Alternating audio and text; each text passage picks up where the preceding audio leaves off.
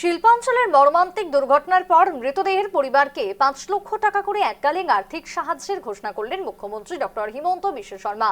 পাশাপাশি তিনি জানান, দুর্ঘটনার প্রকৃত কারণ খতিয়ে দেখতে সরকার এবং প্রশাসন শিল্প প্রতিষ্ঠানের কর্তৃপক্ষের সঙ্গে বিস্তারিত আলোচনা করবে।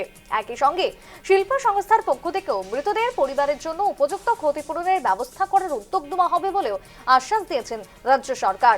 মর্মান্তিক দুর্ঘটনার পর মৃতদেহের পরিবারকে আর্থিক সাহায্য ঘোষণা মুখ্যমন্ত্রীর। মৃতদের পরিবারকে ৫ লক্ষ টাকা করে এককালীন সাহায্য দেওয়া হবে। এককালীন সাহায্যের ঘোষণা করলেন মুখ্যমন্ত্রী ডক্টর শর্মা। দুর্ঘটনার কারণ জানতে শিল্প প্রতিষ্ঠানের কর্তৃপক্ষের সঙ্গে বৈঠক করবে সরকার। শিল্প সংস্থার পক্ষ থেকেও ক্ষতিপূরণের ব্যবস্থা করার উদ্যোগ রয়েছে জানিয়েছেন মুখ্যমন্ত্রী।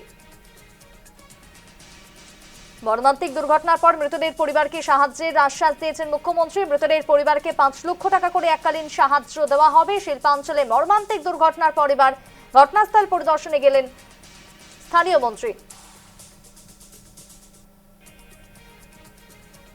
কৌশিক রায়। তিনি কি জানিয়েছেন? ইতিমধ্যে পরিদর্শনে গেছেন তিনি, সঙ্গে রয়েছেন পুলিশের আধিকারিক। কি বলছেন মন্ত্রী কৌশিক রায়, শোনাবো। এখানে উদ্ধারবন্দের যে লাডি স্টিলের সকাল 11:03 একটা ব্লাস্ট হয়েছে এবং এই ঘটনায় 3 জন লোক নিহত হয়েছে। তো 4 জন লোক এটাতে মৃত্যু হয়েছে।